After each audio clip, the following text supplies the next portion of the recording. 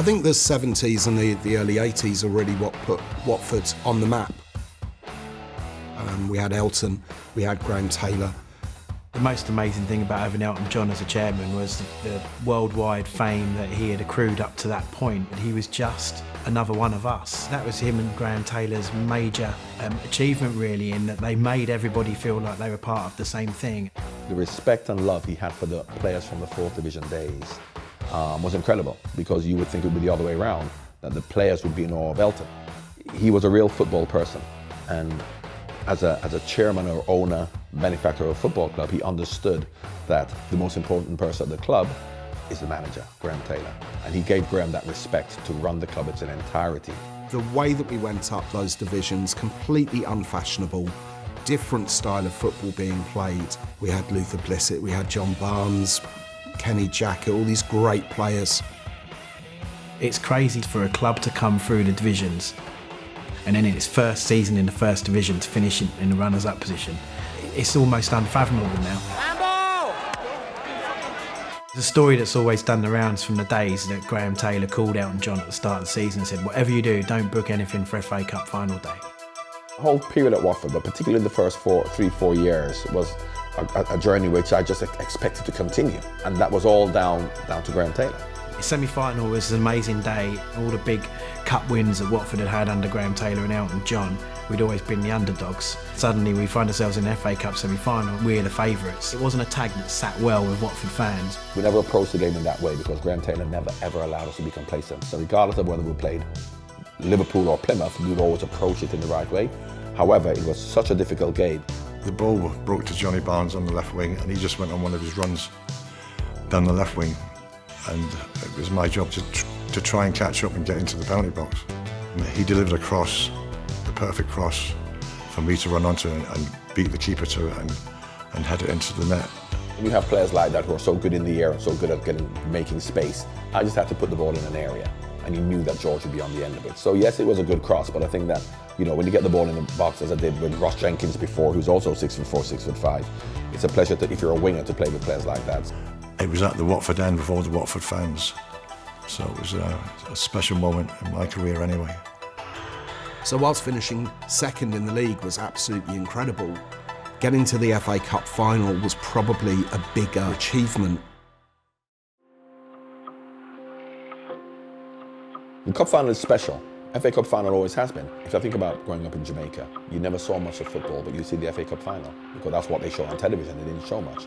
So as I always said, as a single occasion, the FA Cup final in English football is the biggest occasion. It put the club on the map. People could actually see the town really took to the football team in a way that I hadn't seen before in the lead up to the finals. There was bunting everywhere, flags everywhere. The atmosphere was absolutely incredible. The day itself was unbelievable. The noise when the teams came out, it seemed like the whole of Watford was there at the game. It is an iconic image, the one of Elton John with his wife crying in the royal box. My dad said to me after the game when he saw that footage back how he actually felt the same. He was overcome with emotion almost that Watford were playing in the FA Cup final. I think, not just with the fans, but I think also with the players, we really got caught up with how special and unique the FA Cup final is, rather than thinking about, you have to win this game. Johnny Barnes could have scored in the first 2 minutes. Closing, Barnes is up at the far post. I was on top of Everton. I think I had a good chance. I missed the header, then I had a chance right on the line, and I think the goalkeeper scooped it off. And I thought, well, okay, but we are going to win. All I remember about it was that ball was bouncing around the edge of the penalty area and Graham Sharp turns and swivels and puts it in the bottom corner, and you just think, hang on, this isn't supposed to happen. We're not supposed to go behind. This is a game we're going to go and win. By Graham Sharp. A lot of the heads dropped. We didn't really create much the second half. Graham Sharp waiting in the centre. And then Andy Gray scored his second goal, which was a bit dubious, to say the least. And Everton are 2-0 in the lead. I work with Andy Gray now over in Qatar, and I tell him every time I see him, now, Andy, that would be a foul. He headed the ball out to the goalkeeper's hands. I don't think any of us realised that it was going to be the end of the era that it was. and that things were going to change from there on in. Graham left, that's why it fell apart. His whole ethos and philosophy was at the centre of the team, and when his replacement came in and started selling off some of our better players, it all very quickly unravelled. With Graham Taylor, what we had was a family that believed in each other. And I believed, though I wasn't any more important than any of the other players, so although I'm not there anymore, Watford are still going to survive. And then, of course, it was a new Watford. They very quickly changed tack, went for Dave Bassett as a manager. It's a different philosophy, it's a different way of playing.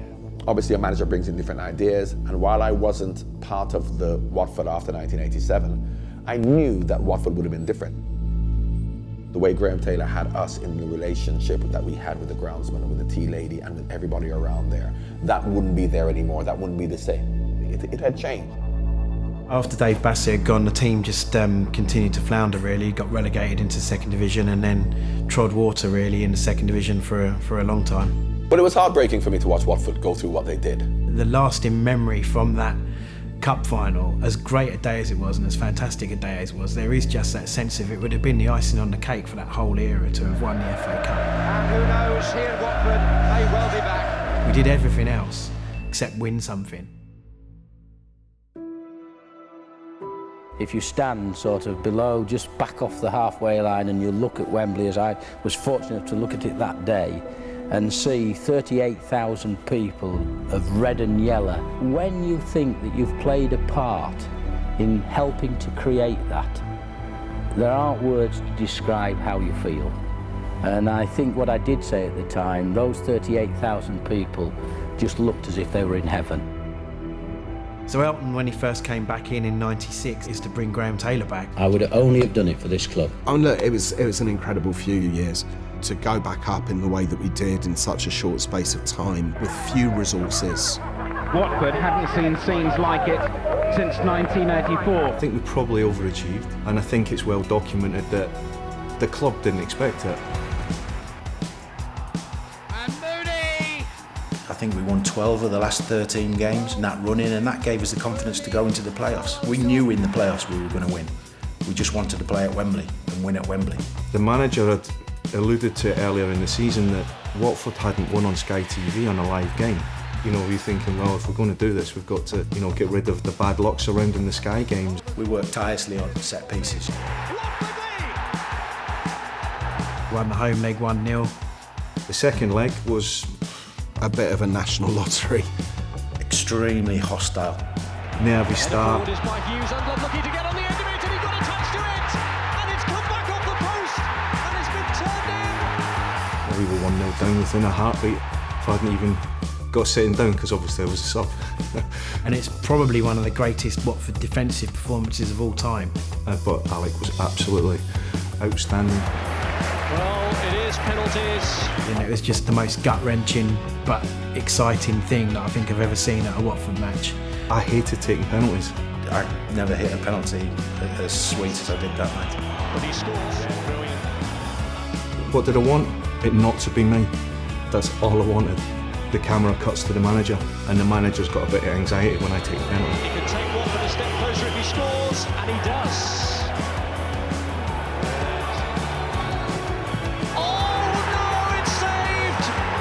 Disappointment falls on Holland, and it's Watford who are going to Wembley to play Bolton. We were far from favourites in the final. Then, being stood in the tunnel, I think we'd won the game then. We were really noisy. We stood against some international players for Bolton, and I don't think they quite knew what to make of us. He said, look, you can't pick and choose when you're going to be successful, and the opportunity's there. He didn't want us to let the supporters down. The supporters were everything to him. 37,000 Watford supporters packed into this famous old stadium this afternoon. What a way to score a goal. I was in a position for looking for the second phase of the play. Set piece goal, he shut his eyes and he hoped for the best and it come off his shin. That's what I'm sticking with. Right, you know it come off his shin. With his latest effort. You make an instinctive decision that, what can I do? Am I aiming for a top corner? No chance. You're aiming to try and make good contact and hit towards the goal. Cleared by Todd. Right! What a stunning goal!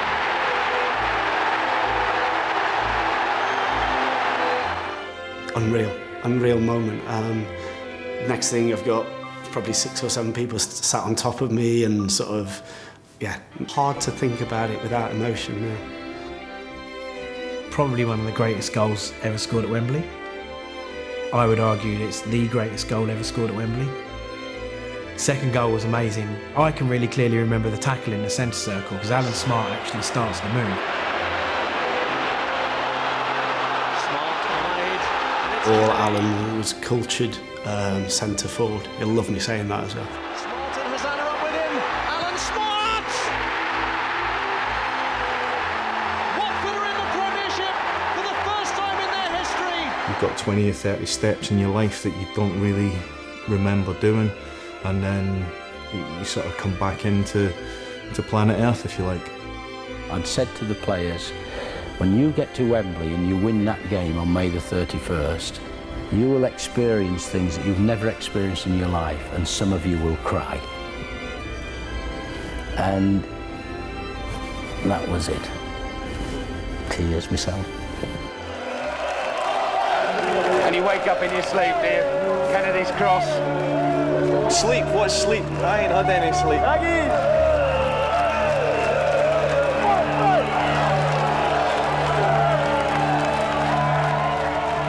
Chelsea go to Watford FC. The Premier League's a machine upon itself. We got squad numbers with your name on the shirt for the first time. It was a brilliant time. Chance! Yes! This is the romance of the Premiership. Watford, no respecter of reputations, have beaten Chelsea. It was pretty much the same dressing room. So there's still the same guys from League One and the Championship that had got back-to-back promotions. We were just Graham Taylor's Watford, and let's see how far this thing can roll.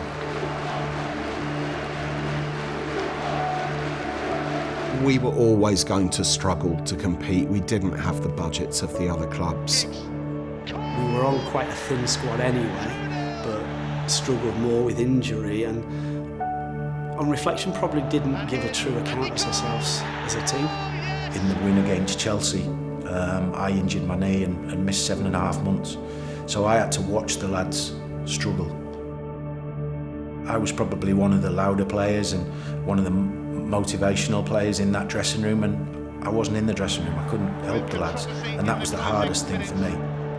Unfortunately, there wasn't enough wins, and the season was disappointing. And the important thing is, yes, we did get relegated. At least we broke a record, right? If you could guarantee any way to get promoted up to the Premier League, and you could guarantee it, you'd do it via the playoffs. It is the best feeling in this world.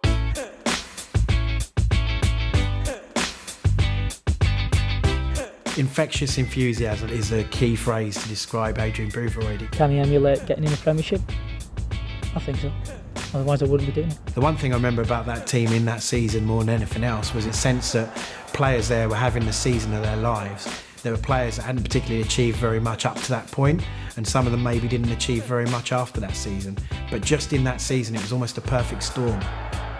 We had these players that had a lot of hunger and a lot of wanting to make Watford Football Club great and get us into the Premier League. And a manager that completely believed in them, completely trusted them, and gave them that confidence to go out and win games of football. The season started and we were favourites to get relegated that year.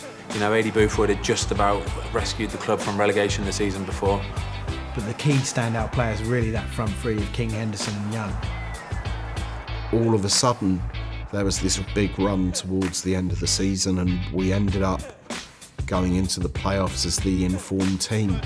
The Premiership is actually quite close. Crystal Palace wasn't a very happy hunting ground for us. We had lost twice that season to Palace in the regular season. Without doubt, it was a little bit of sort of intrepidation, really. The first leg away at the Selhurst Park, we just battered them, absolutely battered them. 3-0 it was. It was just constant onslaught. I don't think I had too many saves to make, but the lads were brilliant. And that was it. The semi-final was already wrapped up after that first game. A colossal performance from Adi Boothroyd's Watford. The Leeds playoff final was one of the greatest games in Watford's history. My biggest fear with that playoff final was that we were going to screw it up then. I remember being in the tunnel before the game. Leeds were already stood there and the lads were just bouncing. We had big Danny Shittu jumping up and down and screaming, Jordan Stewart screaming. Everybody was just making so much noise. It must have been intimidating for anyone. And I remember looking at some of the Leeds players and they almost kind of looked at us as if to say, like, what are these guys on? At first they must have kind of, tried to give it a bit of a smile, like, idiots. But then after a while they realised that we meant business. Leeds United against Watford. That was another thing that Adi was huge on, the psychology of it all. And I think we had won that game in the tunnel before the game.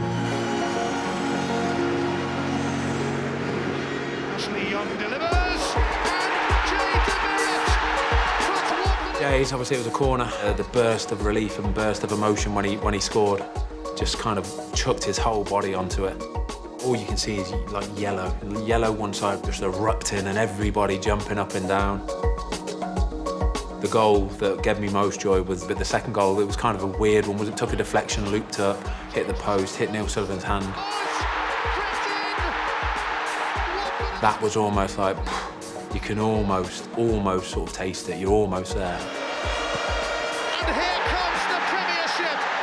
Henderson scores. So for us to go from being the underdogs, the team that were most likely to get relegated, to winning in the playoffs, it will always live long in my memory. Pinch yourself, Watford fans. You're in the Premiership. Premier League's a different level. Almost straight away, the difference was just incredible. I think we had a little bit more of a feeling that it would be different. We've gone in, we've got Ashley Young, we've managed to get Ben Foster back on loan for a second season. We still had Marlon King. The start of the season, we actually only lost 3 of the first 10 games. I found that Watford could start a season really well and then it completely tail off towards the end. And we've had a few seasons where that's been the case. Can never explain it, it's just a Watford thing that we do. Once the losing run started in the autumn, the wheels very quickly came off. Fantastic goal by Robin van Persie. And I think Boothroyd didn't quite get it right. We obviously played a very direct style of football, and when you're coming up against players who are so much quicker and so much faster, better technique, it's very hard. We weren't prepared, but the support didn't wane. People didn't complain. It's all over for Watford and for Adi Boothroyd, relegated to the Championship. They complained when we were relegated and for the few seasons that followed. But it was great to be back up there. Wow, with Zola it was a hell of a journey, wasn't it? I suppose if you look at sides being within the image of their managers, then that Watford side was very much in Zola's image. Gerard Deulofeu, Chalobah. All out attack. If you're going to score 4, we're going to score 5. They were playing good football, scoring spectacular goals. When you look back now and you look at the calibre of player that we had, it was ridiculous. And that course today is to try to secure automatic promotion here this afternoon. All we had to really do was beat Leeds. We all expected them to get across the line on the final day. And I was at that game, and it was a complete horror show. But yeah, that Leeds game was mental. And one of them games was just like every major decision kept going against us. Got sent off, yeah. No, so I'm over it now. Almunia was injured. Jonathan Bond, the number 2 goalkeeper, started the game, and he'd hardly started a game all season. And then he got injured. Ooh, and Bond clattered by Anya. It's like our 3rd choice goalkeeper comes on. Could be Jack Bonnet. And he had a shocker. Oh, he's pulling on with a chance, a gift of a goal! And he's taken it! I kind of had my Paul Gascoigne moment where I just wanted it that bad that I was like, just kicked Michael Brown twice. Yes, but he lost out to Brown, and he was caught very, very late indeed by Deeney, and his afternoon is going to draw to a close here. They weren't even bad tackles, but they were just stupid ones that you could avoid. Another Watford goal will send them I remember Leeds scoring, and it was like a shot from outside the box. Oh, and he's got bottom out! It's an absolute heartbreaker for the young goalkeeper. But I just remember thinking, we're going to end up doing this the hard way again. And true enough, we did. But then it led to one of the greatest games in Watford's history. And so much at stake for both teams ahead of these next two games, where a place at Wembley is up for grabs. Yeah, I ended up watching the first Leicester game in the studio at Sky. Alongside me this evening, the Watford striker Troy Deeney, who has 19 goals this season, but misses out tonight. I think what you want from the first leg of any playoff, if it's away from home, is you just want to still be in with a very good chance going into the second leg. I remember Vidra had gone on like a bit of a goal drought. I can't remember how many games it was, but he missed a lot of chances in that game as well. When Leicester got the 1-0 win, you felt that they'd probably be happy with that. That would be something decent to take down to Vicarage Road.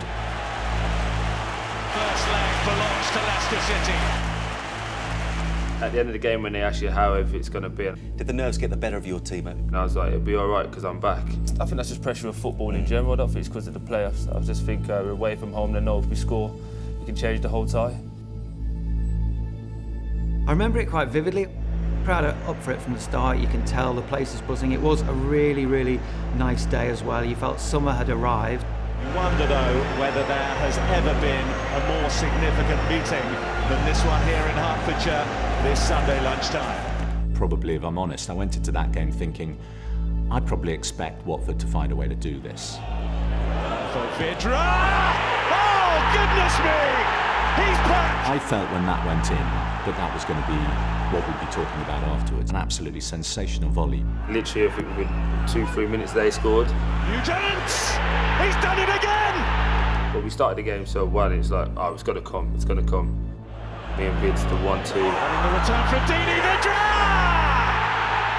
And at that point, it's like, right, let's go to extra time. I've been commentating for over 20 years now, and I've never known a minute of football like that. Knockout, he's got beyond Briggs, still going. Knockout goes to ground as Cassetti leads on him. Penalty! That is a massive decision. When the penalty was given, you just accept that Leicester are going to go through at that point. There has been a penalty. I think the awarded or has it. Now let's find out. It's drama anyway. Johnny Phillips. They came to me live. Absolutely huge moment of controversy if a penalty's been awarded here, because the Watford players are surrounding referee Michael Oliver. I was talking to Wes Morgan. It's just like, well, you better win it now, kind of thing, if you knocked us out in this fashion. And kind of had a little bit of a joke about it, because even he was like, well, it's never a penalty. Well, it's a season-defining call, nothing short of that. It seemed to go on forever, waiting for that penalty. It was like being dumped. That's actually the only thing I can sort of compare it to. Leicester City have a penalty kick in the 6 minutes of injury time. So I remember starting off very, very excited, perhaps too excited. Here we go. When Almunia saved it... Knockout takes, Almunia saves! Well, that was quite something. Again, it's probably like 0.4 of a second, but it felt like 10 seconds. And then saved it again. Almunia saves again! I remember thinking, this is incredible, so I sort of screamed, he saved it, and he saved it again, he saved the rebound. Oh, it's a brilliant save from Almunia, a double save! And by now, everyone in the ground is going mad. I'm really, really excited. Oh, I don't believe this! Whoa, what drama at the end. We're going to extra time. Before you know it, we're kind of attacking down the right. And I'm like, I might have to start running there. Absolutely astonishing. Now here come Watford. I was still bothered about the penalty. We're sort of celebrating the penalty save. And it comes just in front of Deeney, and like, Deeney appears. They're bursting forward, they've got a chance, they've crossed it into the box. Hoggy knocked it back down, and as he's knocked it back down, I remember Vids was coming to try and shoot, and I was like, no, this is mine. Here's Hogg! Deeney! He went wild, the fans went wild, Zola went wild, and he slipped over on the side of the pitch. I went wild. Do not scratch your eyes! You are really seeing the most extraordinary finish here! Don't scratch your eyes, whatever that means. Oh, they've scored! I do not believe what I've just seen! I've lost it. One of the lads in the office later described it as a scoregasm. Troy Deeney has scored a penalty! He scored! Oh, Troy Deeney has scored from a Leicester penalty that was saved by Almunia! It was just amazing. And you looked around and there were supporters in tears and just so made up by what was happening, because it was incredible. I do not believe what I've just seen here, Jeff. Watford are going to go into the playoff final. Somehow I got my shirt back as well. That's always amazed me. I threw my shirt on the floor and no one picked it up. Everyone just ran over it, so that was quite interesting. And then the final. In a way, it fits in perfectly with the narrative of Watford Football Club, those nearly moments. I felt like we'd done what Watford have done a fair bit of, which is get right to the end, do everything that you have to do, and then it just not work out. We thought that we were being smiled upon. We didn't turn up. I know I didn't. I was just in awe of, like, I remember it to this day. The big ball, the camera that goes down. I just remember watching that for the first 20 minutes going, wow, this is crazy to even be in a stadium like this. I remember walking out and the flame things. I was like, oh, it's hot. You know, like little things like that, whereas if it happens now, I just carry on walking. The crowd were flat as the teams came out. Nervousness in the crowd, which seemed to seep onto the pitch. They were quiet as, they were quiet as. It was a weird one. And naturally from that, we wasn't great. Everyone was gutted, particularly with an ex-Watford player scoring the goal that cost us the place. The club where it all started for him professionally, Kevin Phillips, is put to the side. I don't want to say we're unlucky because I felt like we could have got grip of it more, but Palace end up going through. It's just really crap, isn't it? It's the Premier League for Crystal Palace again. I was more emotional for not turning up than more emotional of actually losing the game. Like I let myself down. That's what pissed me off, to be honest. Yeah. It hurt a lot of people at the club not going through in that game, and with hindsight, it was probably the right thing. It meant that we didn't go up too early. I don't think the club would have been ready to go straight to the Premier League at that point. I think we probably would have come straight back down. It's a club not defined by glorious failure, that would be harsh, but it's a club that is defined by nearly moments and deriving the strength from the nearly moments to push on and look at where they are now.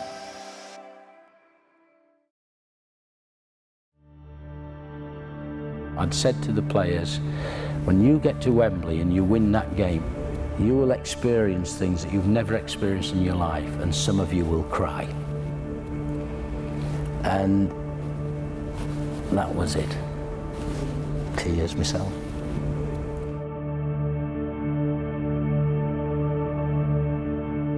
I think there's a respect. I think the biggest thing for this club has always been chasing respect. I feel we're still viewed as a little club, just little old Watford. Like they'll get on with things. Man City have naturally got the best manager in the world, best players around. You have to respect them. You have to tip your hat and say, look at the job they've done. When we got to semi-final, they was on for the quadruple, and it's like, how do you beat this team? Deulofeu puts his name up in lights at Wembley. But it's been shown in the past that you can beat this team. Forget the team. Imagine you're the first person to put the footprint down for the football club. Alan Smart! Watford are in the Premiership for the first time in their history. Imagine if we actually go and win this game, lads. Imagine if you could say, I've won the FA Cup. It's no bigger honour to go to Wembley and be the first to put your hands on the FA Cup and it not just be for a photo shoot. Does Watford turn over another leaf in their illustrious history? And you'll go down in history for that. It can only be matched, it can't be bettered. So just imagine if we win. I'll be the first one in tears and snot going down my mouth and everything. You imagine if you've supported this team for 40 odd years, you can still remember the heartache of losing to Everton. Gray and Sharp waiting in the centre. And Gray is closing in here. Oh, and Sherwood didn't collect, and the goal is given. After 1984, I never, ever thought I'd see Watford in that situation again. Ever. Well, he said the next year they were more determined than the previous year, so if that's anything to go by, we haven't got a chance, really. But we're here now. Imagine if we can take all of these experiences, from the times in the Championship to the playoff finals that haven't quite gone our way, maybe this is it. Maybe this is the moment that we've all been leading up to as a football club. I know I say to you all the time that you're amazing, and you always laugh at me and think it's a joke, but you are amazing, honestly. If you can just genuinely believe what I believe and know what I know about what you can do, then we can win this game. And in it goes! Deeney delivers! Wembley isn't a scary place for you. Stand on the centre circle and look towards the Watford end. You'll see what it'll mean to your supporters and your staff and your manager and everybody who works for Watford Football Club. There's your inspiration, boys. They're like our sons. They truly are, aren't they? I'd prefer them to be boyfriends. Yeah. They're like our sons. They really are. Yeah. We're like their mums. We care for them. Yeah. Just imagine we can do something that we get to talk about for the rest of our lives. And that's how important it is, because Watford as a football club has come so close too many times. Can't wait to see you. Be there rooting for you. And when you bring the cup back, we'll be waiting also with the champagne in the cup. We've all gone through so much, and we are so close to doing something that can be in Watford's history forever. And imagine that. It's a massive occasion, man. One that everyone has to relish, enjoy, but also along the way, just take some pride in it. Like, look how far this team's come from that Leicester game. Here's Hulk! Deeney! To now we're in a FA Cup final and we might win it. That's it. That's what dreams are made of. They make films over this stuff.